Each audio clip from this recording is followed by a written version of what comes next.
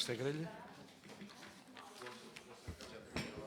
Ora, renovado bom dia a todos os senhores deputados e senhoras deputadas. Quero dar as boas-vindas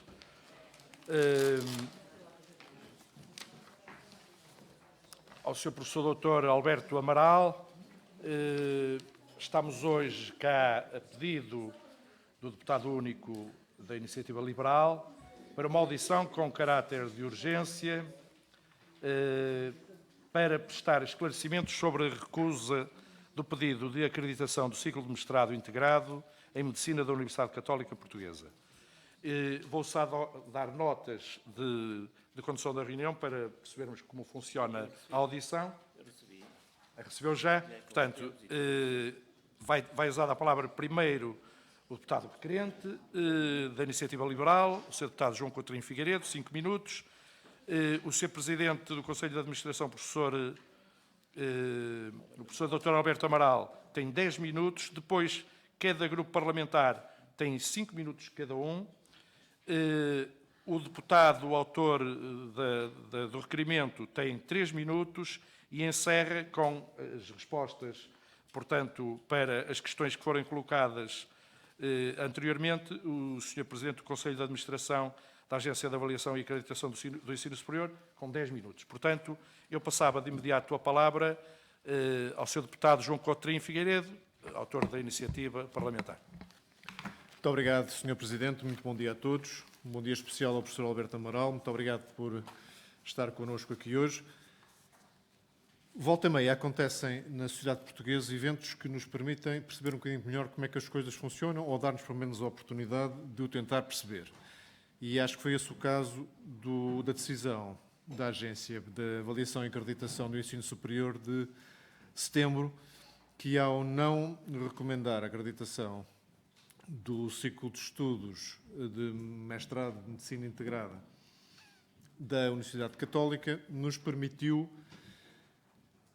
ver que há algumas coisas no funcionamento da agência que necessitam de esclarecimento. E aqui convém começar por dizer, com grande clareza, que eu não faço ideia se o ciclo de estudos de mestrado integrado de Medicina da Católica merecia ou não merecia ser acreditado, e não é esse sequer a minha principal preocupação. A minha principal preocupação é a forma de decisão, os mecanismos de decisão da A3ES e a esfera das suas competências, já que este caso, como disse, revelou um conjunto de matérias que eu acho que são intrigantes e algumas delas preocupantes. E aproveitando o facto do Sr. Professor ter já de seguida 10 minutos para responder, vou-lhe deixar uma série de questões que gostava que depois conseguisse responder tão cabalmente quanto possível. Vamos começar pelos temas que são atinentes ao dossiê da Universidade Católica, embora, repita, não seja esse o meu foco. Em primeiro lugar, como é que são escolhidas estas comissões de avaliação externa, nomeadamente esta em concreto, que analisou este caso do curso de Medicina da Católica? Com quem é que estes membros da Comissão de Avaliação Externa falaram durante a elaboração do relatório? Em que altura é que o parecer da Ordem dos Médicos foi facultado a esta comissão? Bom, eu repito estas 3 perguntas. Como é que foram selecionados? Com quem é que falaram? Em que altura é que o parecer da Ordem dos Médicos foi facultado?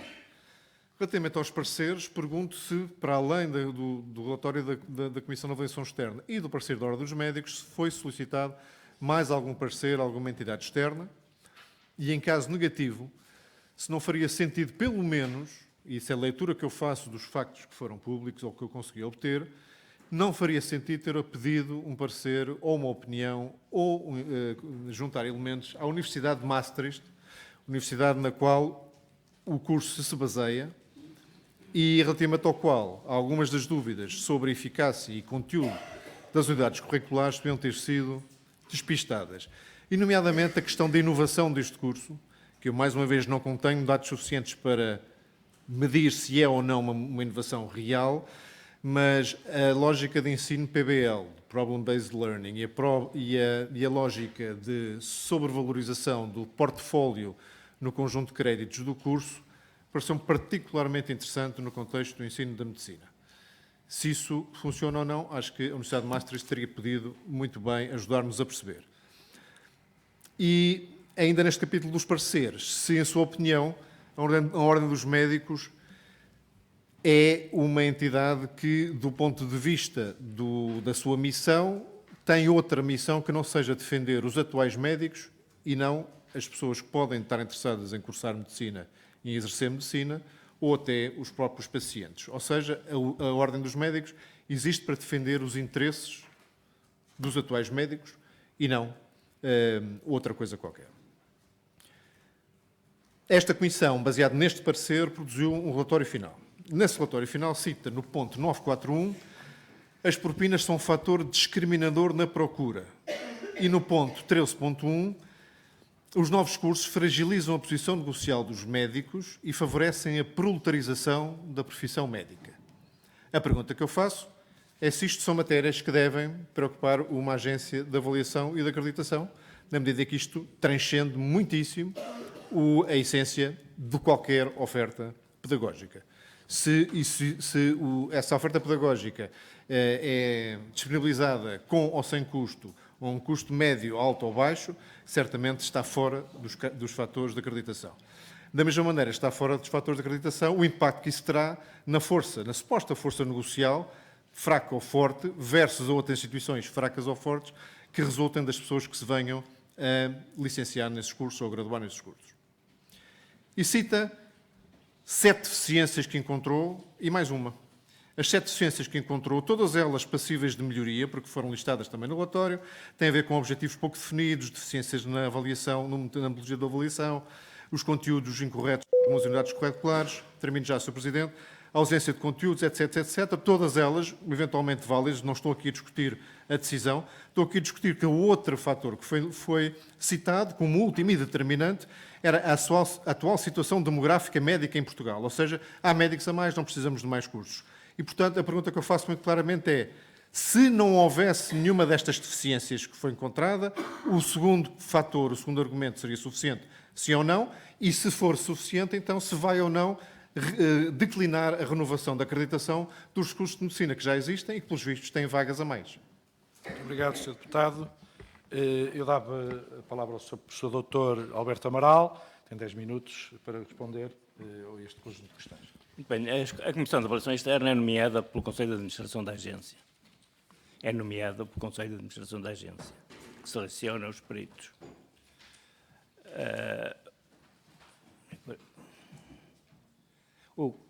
Não sei qual é a segunda pergunta, foi... Segunda Recordar, pergunta. Sr. Deputado, se entender. Só a segunda pergunta. Qual foi? A Comissão dos Trabalhos está, se for ao site da agência, está lá detalhado todas as pessoas com quem as instituições devem falar. Devem falar, nomeadamente, com a administração da entidade, devem falar com alunos, devem falar com professores, devem falar com funcionários, devem falar com representantes dos hospitais, etc. Há uma longa lista que poderá ser fornecida caso a Assembleia assim o entenda. Não foi pedido nenhum parecer à Universidade de Maastricht porque era um dos interessados diretos. Nós falámos diretamente com a Universidade Católica, que esteve presente em reuniões e que pôde intervir quando assim o entender. O PBL não é tão inovador como isso. O PBL é usado, por exemplo, na Universidade do Algarve e devo dizer que, por exemplo, na Inglaterra o PBL foi abandonado por ser extremamente caro e difícil de aplicar. As razões que... Deixa-me ver qual é o procedimento. O que acontece? Nós temos um princípio que é o seguinte: quando um determinado relatório, uma determinada proposta tem deficiências, o contraditório não pode ser utilizado para responder a essas deficiências. O contraditório é usado para infirmar as opiniões da Comissão. Se há qualquer coisa que está errado, se há qualquer coisa que está completo, se há qualquer coisa que foi mal utilizado, é para isso que serve o contraditório. Nessa altura, o que a instituição deve fazer, e fez, é apresentar uma segunda proposta com esses erros corrigidos. Portanto, neste momento, há uma segunda proposta da Universidade Católica, que deu entrada na agência, que tem esses erros todos corrigidos e que irá ser agora de novo analisada. Deixe-me fazer um bocadinho um historial. Em 74, Portugal tinha uma taxa de participação dos jovens de 7%, taxa bruta de participação no ensino superior, 18 a 24 anos, que era miserável. Hoje temos mais de 50%. E, portanto, houve, a seguir ao 25 de Abril, uma enorme expansão do ensino superior, que foi feita essencialmente por duas coisas: pela abertura ao setor privado e pela criação dos politécnicos públicos. No caso, infelizmente, durante um largo período, não houve o mínimo cuidado quanto à qualidade daquilo que era autorizado. Há portarias absolutamente miraculosas, deixem-me ler uma, que eu retiro o nome da instituição por pudor. É autorizado funcionamento da instituição tal nas instalações do Campo Mártires da Pátria, 67, segundo o direito, e lecionaram cursos superiores de Engenharia de Sistemas Decisionais com 210 alunos e Engenharia Informática com 150 alunos. Ou seja, num andar de um prédio é autorizado a funcionar uma instituição de ensino superior. E como isto há imensos exemplos, na Rua das Flores, na Rua do Melo, no Porto, e por aí adiante. E, portanto, o sistema, quando estava num estado absolutamente degradado e miserável, com formações absolutamente inaceitáveis, e, infelizmente, houve também um sistema de avaliação que funcionou entre 96 e 2006 e custou mais de 60 milhões ao erário público e que não produziu um único resultado negativo. E, portanto, quando a agência iniciou as suas atividades, pensava-se que, bem, é mais uma agência que não vai fazer nada. Não foi isso que aconteceu. Até agora, a agência encerrou 21 instituições, todas privadas, e foram encerrados mais de 2.700 cursos. E isto sem grande barulho. Eu posso fornecer a lista das instituições que foram encerradas. Tenho aqui várias cópias.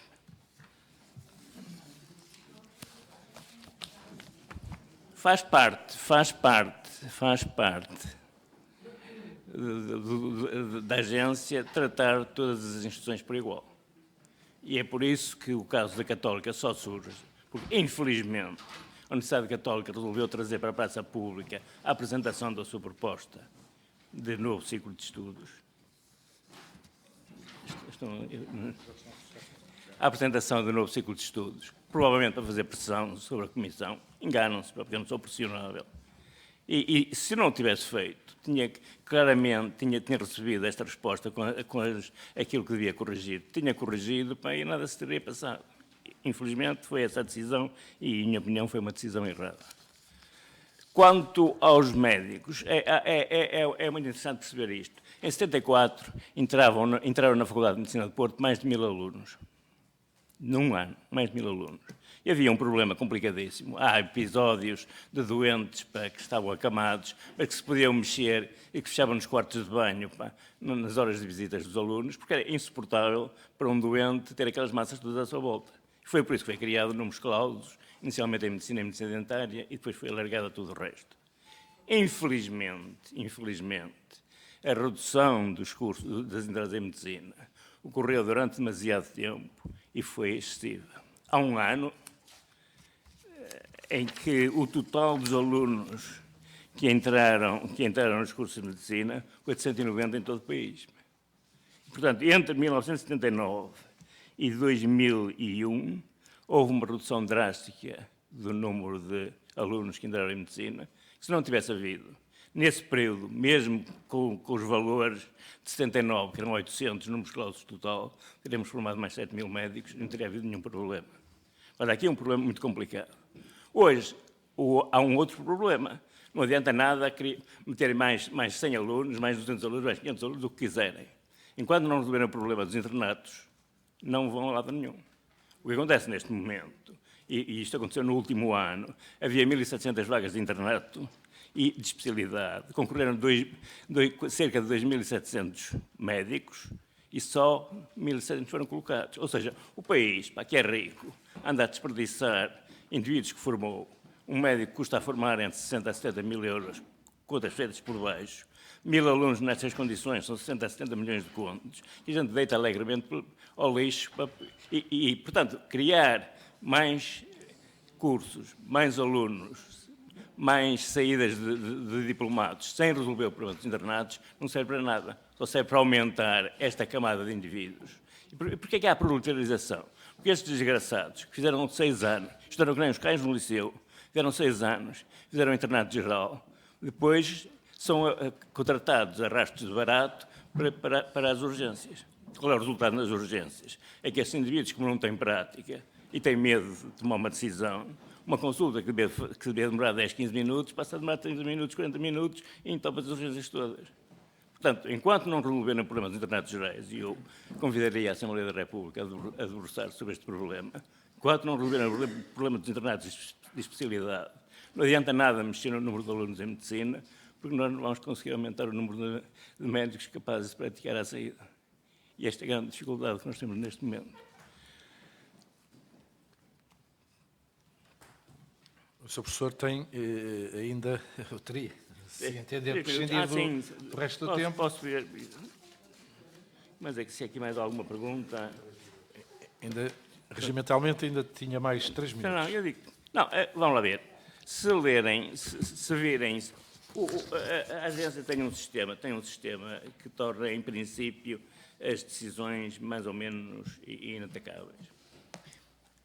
E porquê? Porque para além de ter as dois pareceres, um da Comissão e outro da Ordem dos Médicos, e depois de tomar a decisão final, ainda há um Conselho de Revisão, que no nosso caso é presidido por um juiz, que foi um antigo presidente do Tribunal Administrativo, que olha para as nossas propostas. E nós tivemos mais de 15 casos em tribunal e nunca perdemos um único.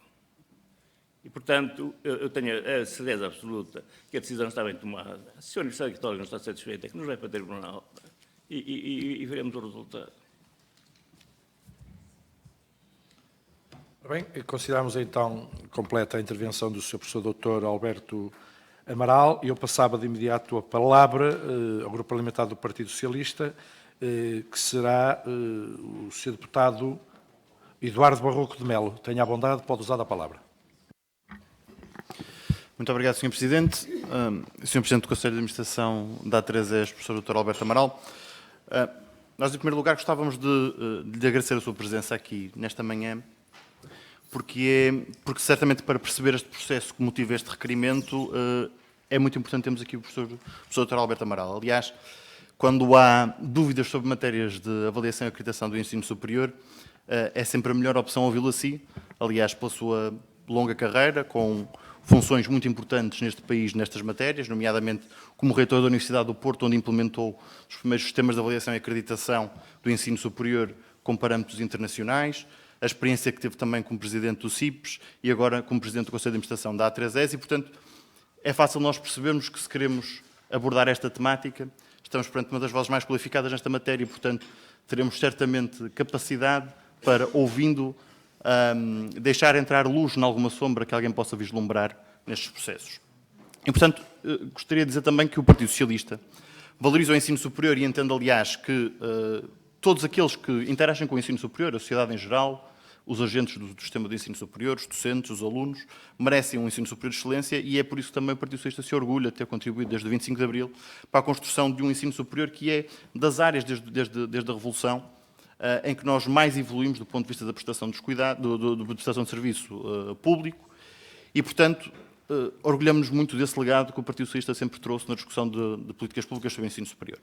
E é por isso também que, tendo em vista, de facto, a evolução de Portugal para uma sociedade de conhecimento que se possa afirmar no panorama internacional, que o Partido Socialista também no Governo levou à criação dessa Agência de Avaliação e Acreditação do Ensino Superior. Aliás, a A3ES, que foi criada em 2007, resulta de um conjunto de relatórios relevantes para a sua criação. Em primeiro lugar, daquilo que foi o relatório preparado pela OCDE a pedido do Governo português sobre a avaliação do ensino superior, de dezembro de 2006, do relatório que foi pedido também pelos vários ministros signatários da Declaração de Bolonha, que o pediram à ENCA, a European Association for Quality in Higher Education, e que definiram desde 2005 esta nova metodologia de avaliação e acreditação do ensino superior, portanto, os Standards and Guidelines for Quality Assurance in the European Higher Education Area, e também o relatório que o próprio governo português pediu à ENCA, de facto, para, adaptando os Standards and Guidelines, criar os nossos Standards and Guidelines portugueses e, portanto, daí suscitar uma nova organização e uma nova metodologia de acreditação do ensino superior em Portugal. E, portanto, a A3ES tem, de facto, esta missão de garantir a qualidade do ensino superior em Portugal, o de assegurar que os processos de avaliação e acreditação são também de qualidade e assegurar, aliás, a inserção de Portugal no Sistema Europeu de Garantia de Qualidade do Ensino Superior. E, portanto, a A3ES rege a sua atividade, em primeiro lugar, por princípios de independência. Aliás, é por isso que não depende diretamente da tutela.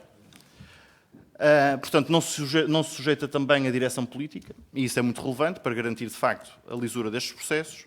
E é também essa a razão pela qual os próprios mandatos dos membros do Conselho de Administração da Agência não dependem da tutela também, são invioláveis, a não ser por uma votação de 4 em 5 desses elementos por motivos que estão tipificados na lei, e, portanto, isso garante a independência da Agência de Avaliação e Acreditação do Ensino Superior. Isto é relevante, esta instituição é relevante, porque se nós queremos falar de um processo em concreto, convém falarmos, em primeiro lugar, daquilo que é o papel da Agência de Avaliação e Acreditação do Ensino Superior e de forma é que ele decorre.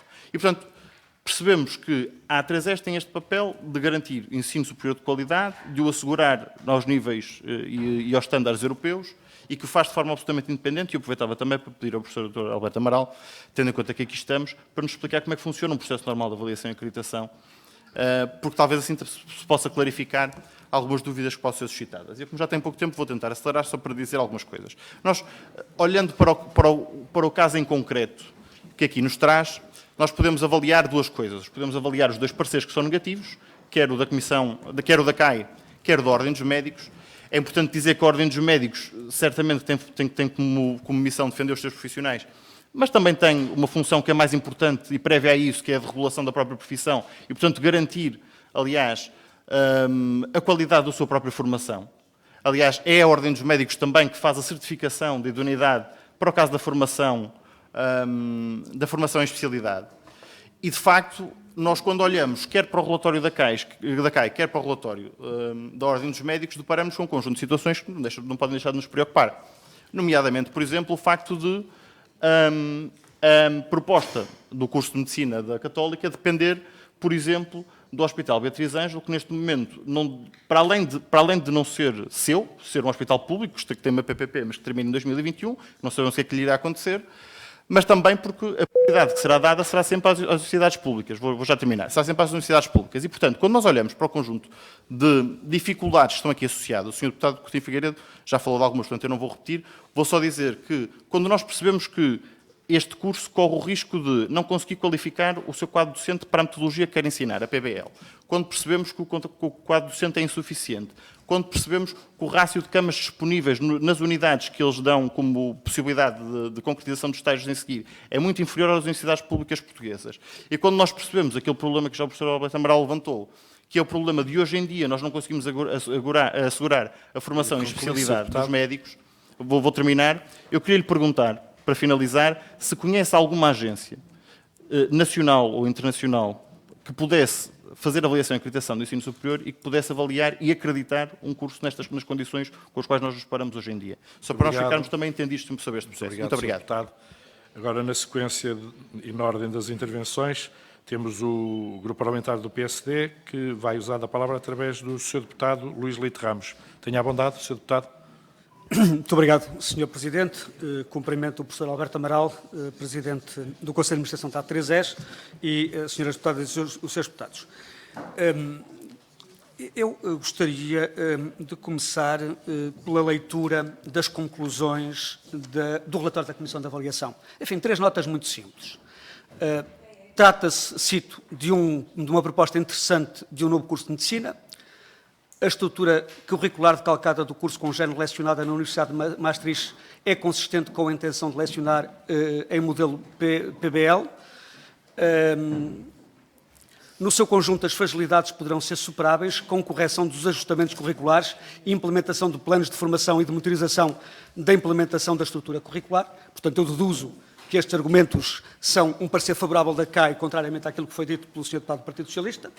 E o argumento que é utilizado é o facto de o curso não respeitar o artigo 4º do Decreto-Lei 74/2006, ou seja, da duplicação da oferta existente na área regional. Pelo menos é o que diz aqui, aliás, eu leio, Sr. Professor, contudo, um dos pontos importantes a considerar é o facto de se tratar de uma oferta formativa adicional numa região onde já existem 2 cursos de mestrado integrado em Medicina. Estou a dizer que é o parecer da CAI. Exatamente. Portanto, o parecer da CAI não é, contrariamente ao que foi dito, negativo. O parecer da CAI diz que há limitações, mas diz que são facilmente superáveis. E a minha questão é esta. Sr. Professor, já terá oportunidade de responder. Eu tenho 2 questões desde logo. Este mesmo curso, nestas circunstâncias, com esta proposta, se fosse em Évora ou Vila Real, seria aprovado. É a questão que eu lhe coloco. E segundo, se realmente esta questão, que tem a ver com a definição ou o cumprimento de um decreto-lei, que é um cumprimento claramente da função regulatória da tutela, que é a mesma que fixa o número de vagas, se esta função que é invocada ou esta competência que é invocada não extravasa o quadro legal da A3ES, porque a A3ES é uma agência de acreditação relativamente à qualidade. Quando define parâmetros e princípios relativamente àquilo que será ou que serão as condições do cumprimento de diplomas que regulam o sistema do ensino superior, a questão que nós todos nos colocamos, nós, os deputados, as pessoas lá em casa, é saber onde é que termina a função e as competências da agência.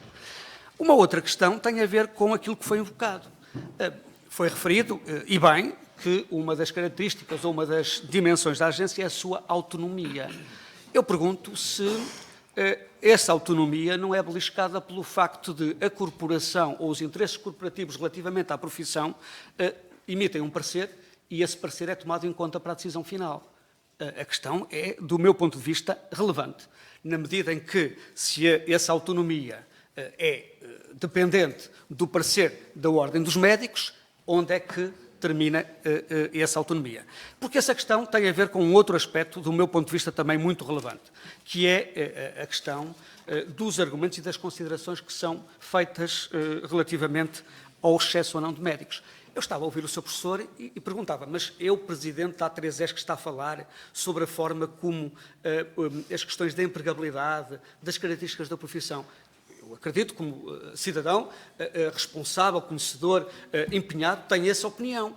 Mas essa matéria não é uma matéria que extravasa largamente. O senhor professor, como Presidente da A3ES, está preocupado em defender o estatuto de qualquer que seja a profissão.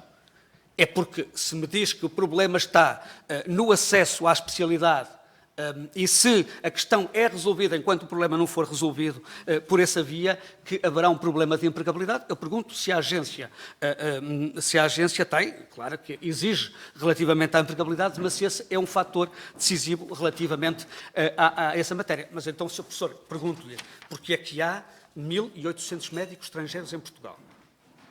Porque é que há, todos os anos, uma quantidade de jovens portugueses que vão estudar para fora do país? E, portanto, se essas considerações são tidas em conta, porque é que a realidade, porque é que vamos continuar a obrigar jovens portugueses a ir fora procurar uma formação, quando o país poderia e deveria oferecer-lhe?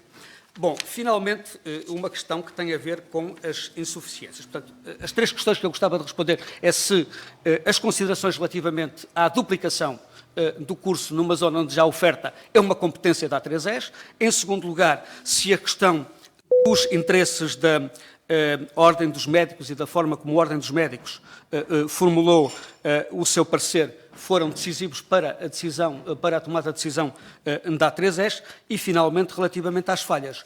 As falhas apontadas no relatório da CAI são ou não falhas que serão difíceis de eliminar, ou entende o Sr. Professor que estas falhas, como diz o relatório da CAI, podem ou não podem ser ultrapassadas? Muito obrigado. Muito obrigado, Sr. Deputado. Na sequência desta audição, agora tem a palavra o Grupo Parlamentar do Bloco de Esquerda, na pessoa do Sr. Deputado Luís Monteiro. Pode usar a palavra, tenha à vontade.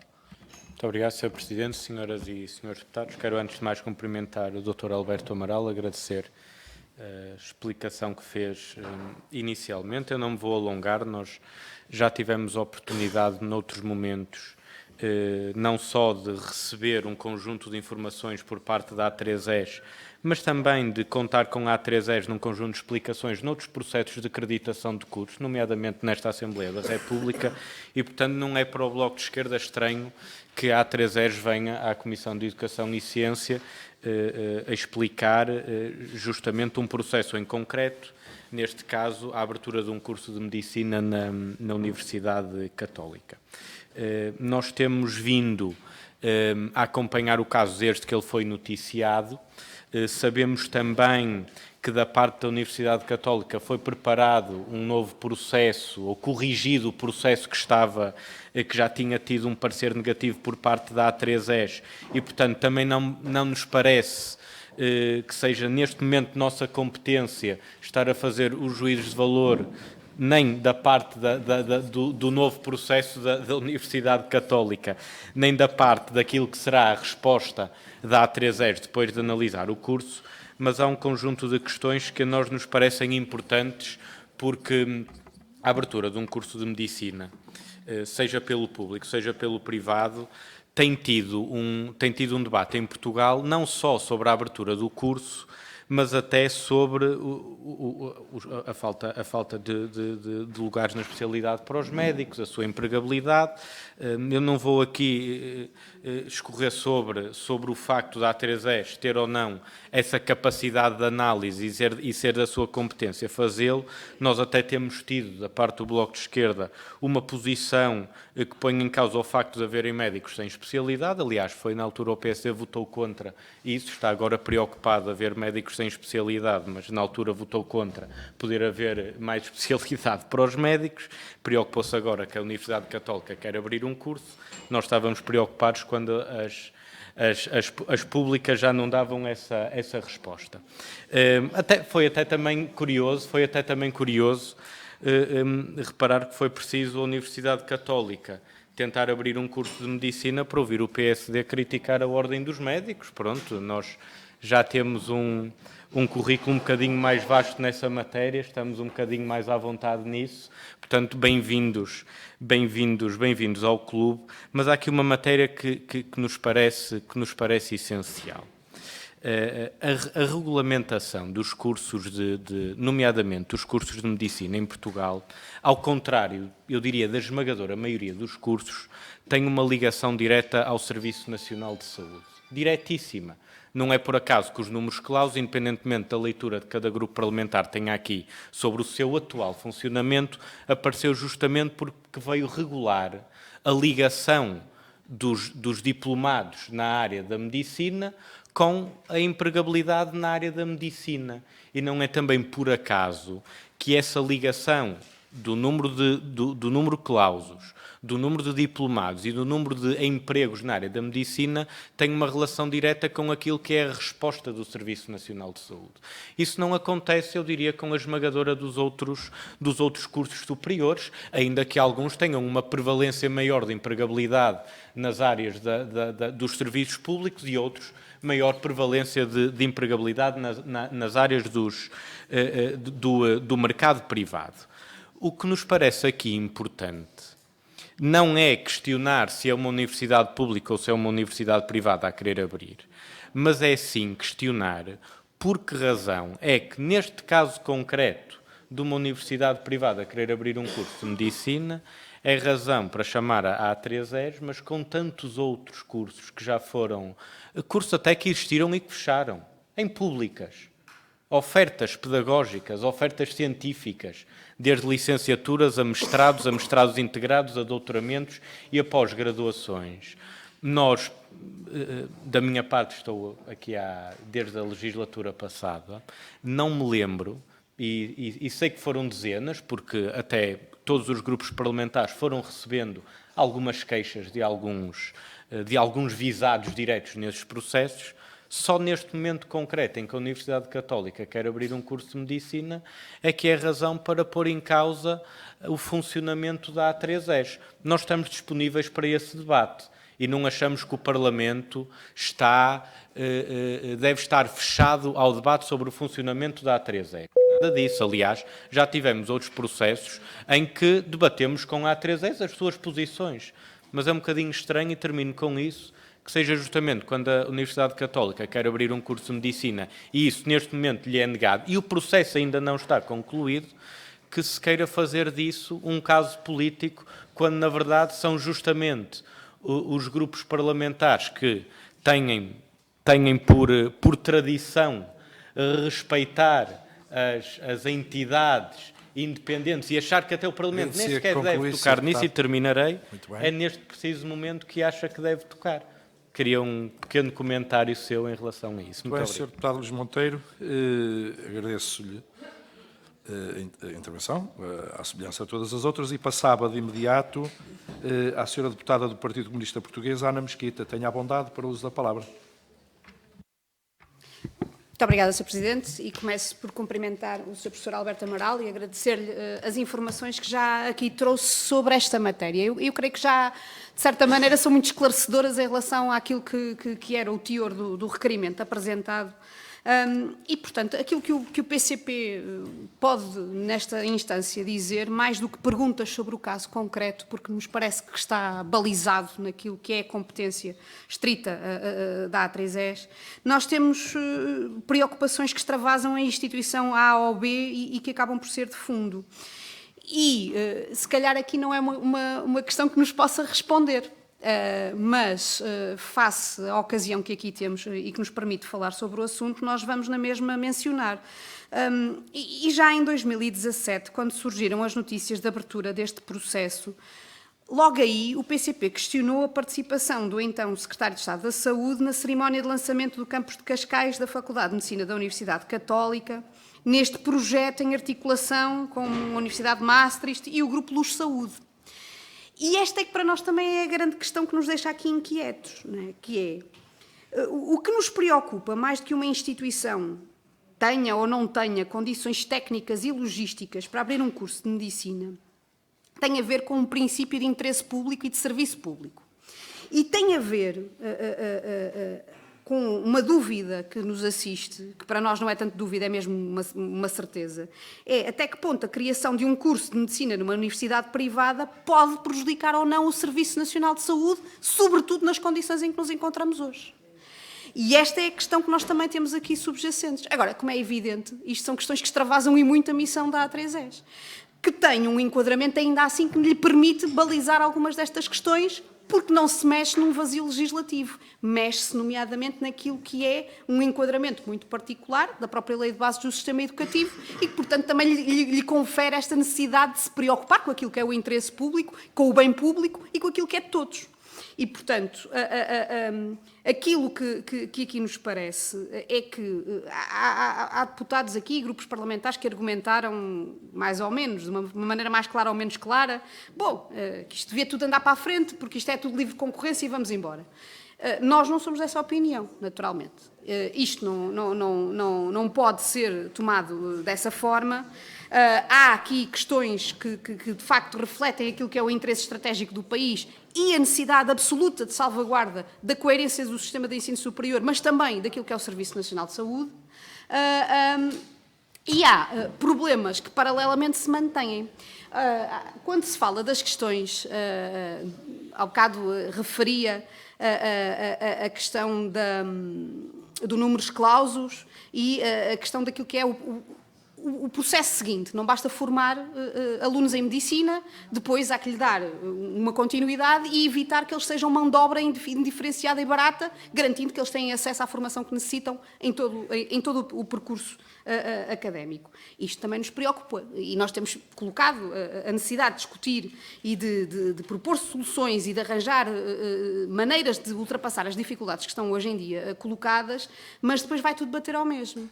E, portanto, aquilo que nos parece há grupos parlamentares que estão, de facto, muito preocupados em colocar a questão do ponto de vista de ser forçoso abrir vagas no ensino privado para darmos conta desta situação. Quando as perguntas podem ser tidas de outra maneira.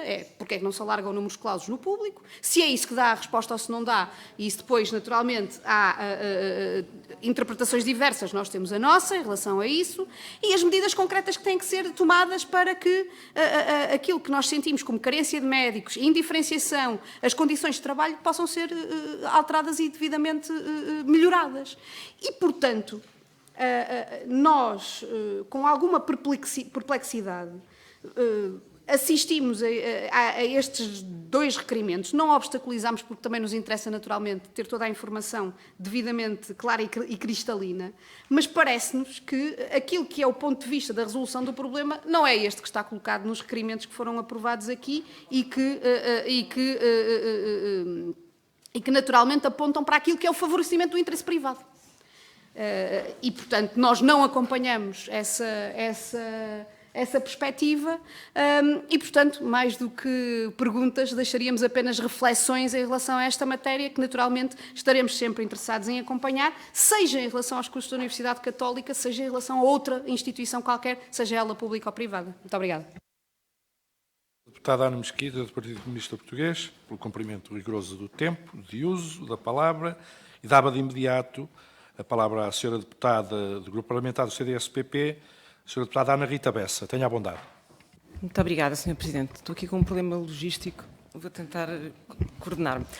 Começo por cumprimentar o Sr. Presidente da A3E, agradecer a sua presença aqui, o Sr. Professor Dr. Alberto Amaral, e de facto dizer-lhe que é reconhecido o trabalho que a agência fez ao longo dos anos, no sentido da garantia da qualidade das ofertas no ensino superior, e não é isso que está aqui hoje em discussão.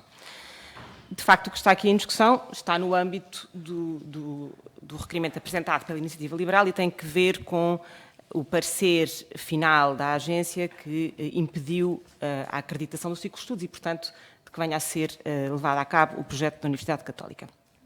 E apreciamos muito, de facto, a independência que é identitária da A3E e é por isso que também que nos parece fazer todo o sentido que seja esta a sede em que é escrutinada, uma vez que, até por várias razões, até por várias vezes, quando confrontámos o Sr. Ministro com decisões da A3E, ele disse muito bem que não tinha nada que falar sobre elas e que, porque era uma agência independente e, portanto, parece-nos ser esta a sede própria. E, portanto, indo diretamente aos pontos, eu gostava de fazer algumas perguntas muito concretas. A primeira tem que ver com o parecer da Ordem dos Médicos, que é um parecer não vinculativo, mas que foi levado com grande peso, parece-me razoável. Eu gostava de saber, tendo em conta que o parecer foca vários aspectos que têm que ver com a natureza da oferta curricular, mas que depois termina na página 8 dizendo, e cito, é a nossa convicção plena e queremos que esta proposta de ciclos de estudo, como fomos argumentando, é corolário desse facto, que não existe em Portugal capacidade instalada para formar mais estudantes de medicina, seja numa escola pública ou privada, o que em parte também já responde à pergunta da Sra. Deputada Ana Mesquita, o problema, como a Ordem dos Médicos o coloca, nem sequer é de necessidade de oferta no ensino público. Mas, portanto, a Ordem dos Médicos coloca-se sobre o problema do curso do ponto de vista de estruturador do desenho do sistema, dizendo nós não achamos bem, porque, na verdade, não há falta de médicos, portanto, não deve haver oferta para mais médicos, pública ou privada.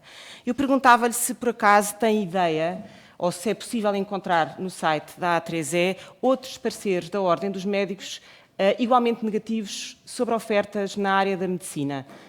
E se eles incidem, se tendencialmente têm sido negativos, sempre, e se incidem sobre ofertas públicas ou privadas. Se é possível perceber qual é a orientação que a Ordem dos Médicos tem tido quanto à acreditação de cursos. Depois, o parecer da CAI. O parecer da CAI não é cristalino no sentido da sua conclusão. De facto, aponta vários problemas e vai sempre dizendo, a expressão que é usada são fragilidades, e vai sempre acompanhando essas fragilidades com recomendações de melhoria e pontos que podem carecer ainda de cabal esclarecimento. O que sugeriria a possibilidade, se fosse apenas este o problema, de uma acreditação condicional, como muitas vezes acontece, não é? Sujeita à melhoria destes pontos. Mas isso de facto não aconteceu e, como disse bem, o parecer da CAI é subsidiário da decisão final do Conselho de Administração. Portanto, suponho que o Conselho de Administração tenha entendido que a CAI, quando diz que há fragilidades e aspectos a melhorar, embora tenha uma apreciação genericamente positiva, que isto não era suficiente. E, portanto, perguntava-lhe se é de facto assim, se não havia aqui, vamos pôr a expressão mais light, volta a dar, a possibilidade de corrigir aquilo que eram estas fragilidades. Finalmente, em relação ao parecer do Conselho de Administração, e à sua intervenção aqui inicial. De facto, o RGES, a Lei 62 de 2007, diz que são atribuições do Estado assegurar a liberdade de criação e funcionamento dos estabelecimentos de ensino superior privados. É uma responsabilidade do Estado. E cabe, no seu artigo 61 à A3E, a certificação e acreditação dos ciclos de estudo. E, portanto, se faz aqui uma distinção muito clara. Ao Estado, à tutela, compete regular o sistema e à A3E, e muito bem, tecnicamente acreditar os ciclos de estudo. E, de resto, é o próprio o Sr. Professor Alberto Amaral que concorda com isto mesmo. Numa entrevista ao Cinesup, o Sr. Professor diz assim: a agência não tem função de regulação. Compete à agência verificar a qualidade das formações oferecidas com regras que são simples. Se a agência disser que não há um curso, não há maneira nenhuma do Governo para funcionar. Se a agência disser que sim a um curso, pode o Governo dizer que não financia porque há muitos ou porque não cabe na rede. Portanto, a função de regulação, diz o Sr. Professor, é uma função política. Ora, o que eu ouvi aqui o Sr. Professor dizer, e de resto também já estava transcrito no parecer final, foi uma apreciação política. O que o Sr. Professor disse aqui foi, não falou sobre as horas clínicas, não falou sobre, enfim, fez uma apreciação ligeira sobre o problem-based learning, mas não aquilo onde se situou, o aspecto que para si é essencial, e termino, pareceu-me ser a proletarização da classe médica, o problema de não haver vagas no internato que extravasa claramente a oferta, desde logo a que já existe, porque o problema, como disse, também é pré-existente. E, portanto, eu pergunto-lhe se é o próprio professor Alberto Amaral que diz que a sua função não é a de regulação, como é que compatibiliza isso com a afirmação que aqui fez? Muito obrigada. Muito obrigado, Sra. Deputada.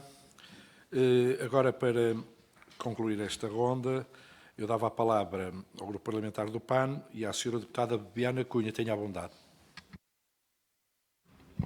Muito obrigada, Sr. Presidente. Aproveitar para cumprimentar o Sr. Professor Alberto Amaral e agradecer também a sua disponibilidade para estar cá connosco hoje. Indo muito direto ao assunto, tenho aqui as questões organizadas em 4 grupos e far-lhes ia já assim de seguida. Sr. Professor, um dos motivos para a recusa deste pedido é, e passo a citar, a do Sistema de Saúde não possuir capacidade para o número de alunos que todos os anos concluem os cursos de Medicina.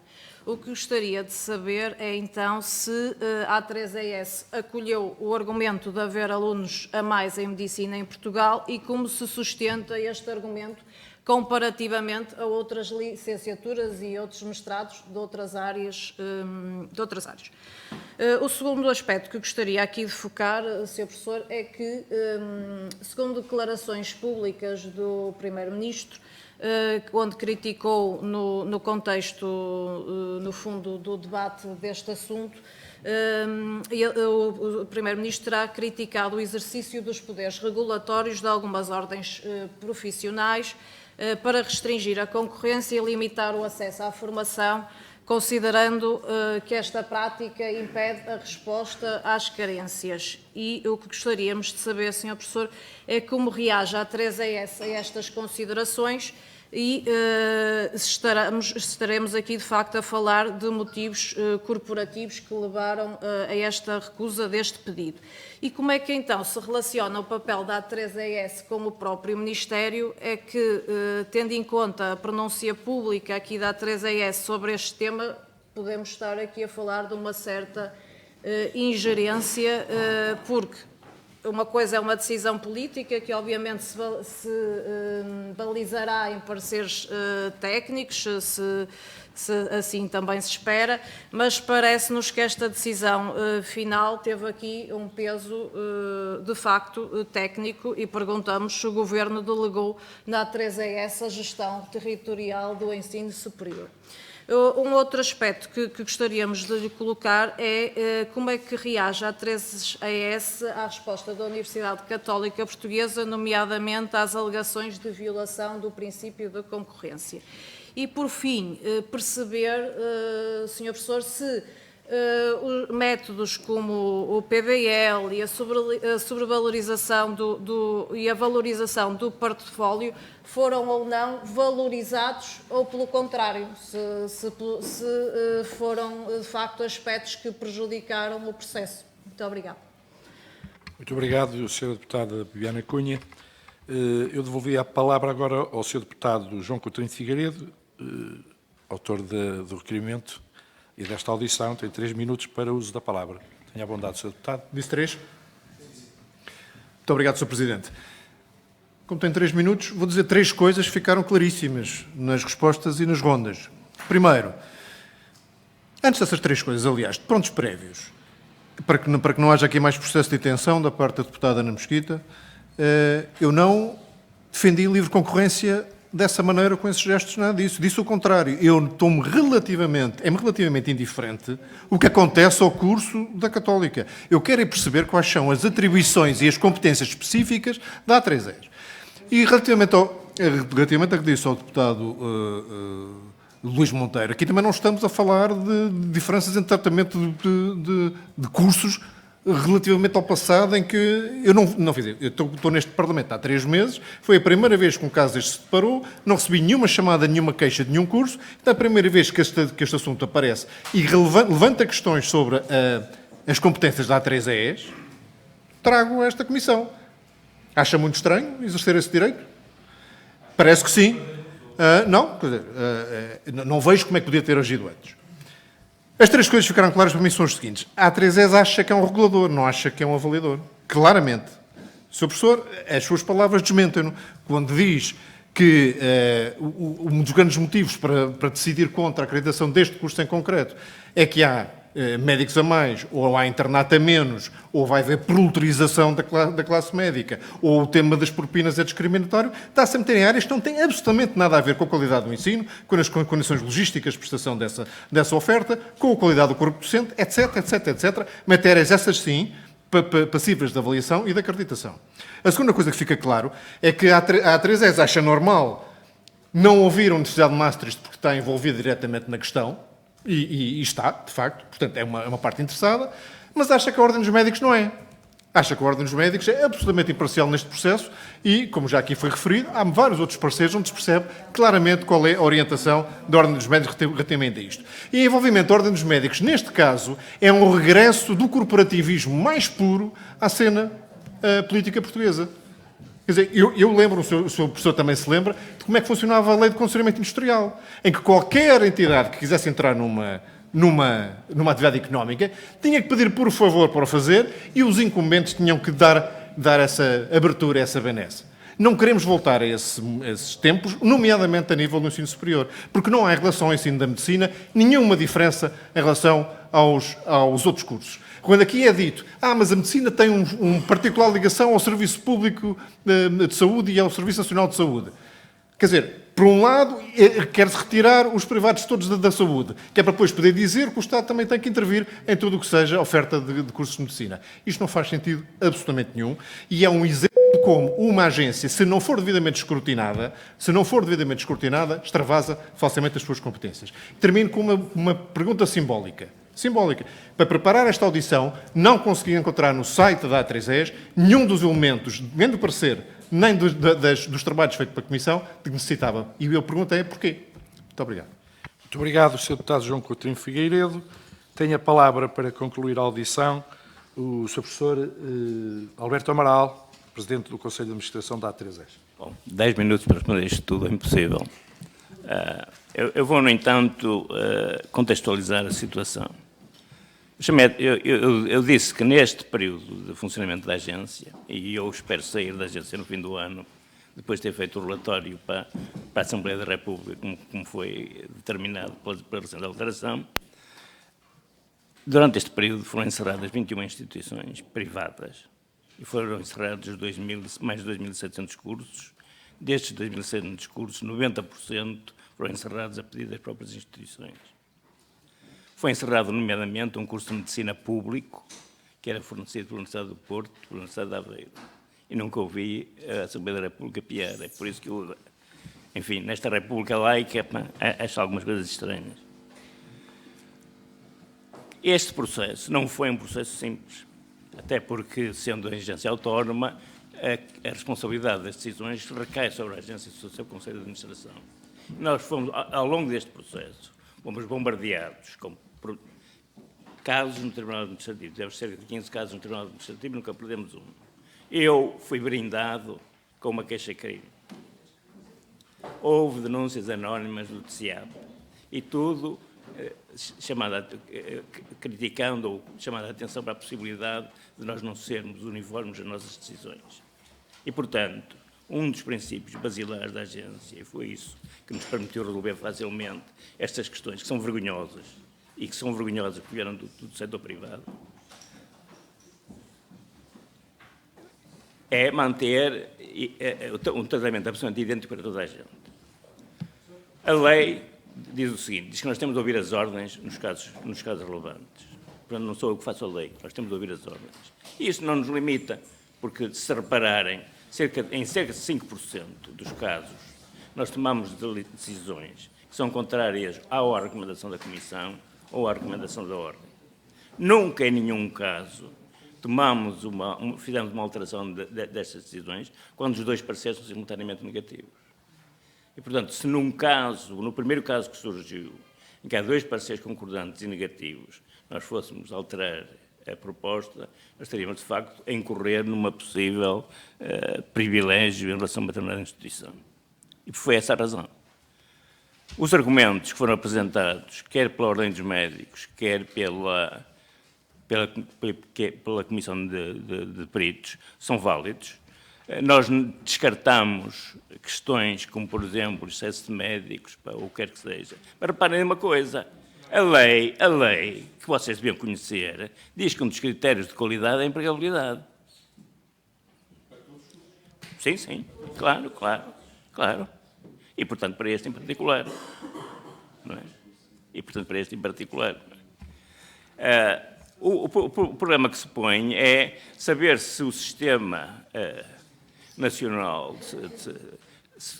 consegue ou não formar o número de médicos que são lançados à saída das faculdades. E eu devo dizer que chamei a atenção de diversos governos para que o problema ia acontecer, porque à medida que o número escolar foi aumentando, nós estávamos a aumentar as saídas.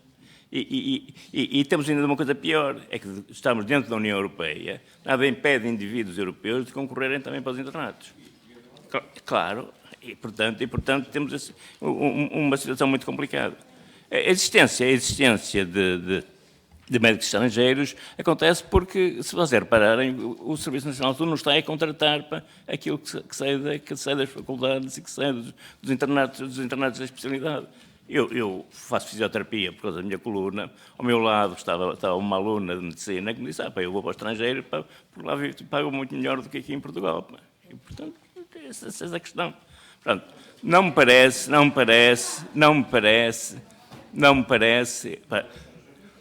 Claro. A questão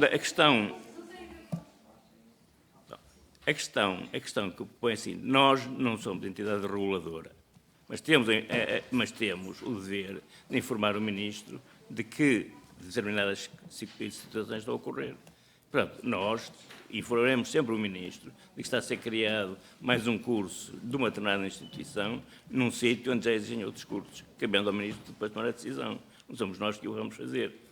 Se ler, e eu vou deixar aqui o parecer do Conselho de Revisão, que explica muito bem tudo isto e que mostra porque é que o Conselho de Administração tomou esta decisão, verão que basta, na opinião do Presidente, que é um juiz conselheiro, antigo Presidente do Tribunal Constitucional, que basta haver um critério para que não seja cumprido pela instituição para o curso ser recusado. É evidente que tudo isto resultou de uma publicidade indevida e indesejável que foi dada ao lançamento do curso desde o início, provavelmente para fazer pressão sobre a decisão final. Se não, o que é que tinha acontecido? Tinha acontecido que o curso tinha recebido esta negativa, tinham apresentado uma nova proposta, como apresentaram, e essa proposta era analisada e eventualmente era aprovada. E qual era a crise que vinha daqui? Porque é que a Assembleia da República vai interferir a meio de um processo? O processo não está pronto, não está acabado. Percebem? A Maastricht, deixa-me ainda dizer uma outra coisa. Maastricht, uma das razões... Agradecia que deixassem ouvir Uma das razões da não consulta a Maastricht foi que a nossa legislação impede franchising. E, portanto, era necessário... Uma consulta a Maastricht nesta matéria estava, de certo modo, podia, de certo modo, apoiar uma questão de franchising, ou seja, uma transferência direta de um curso que era ensinado na Holanda para Portugal, sob a supervisão da Universidade Holandesa. E isso é que nós não aceitamos. Portanto, nós nunca iríamos consultar a Universidade de Maastricht, consultaremos, sim, o responsável pela proposta, que era a Universidade Católica, que foi ouvida e mais que ouvida. Não sei se há mais alguma pergunta ou alguma questão. Foram tantas as questões para que... Eu lembro que cabe ao Sr. Professor, relativamente aos apontamentos que tirou, utilizar Eu o sei. tempo se desejar. São 10 minutos, é uma questão regimental. Portanto, pode continuar, tem pelo menos Sim, perto de cerca de 3 minutos e sim.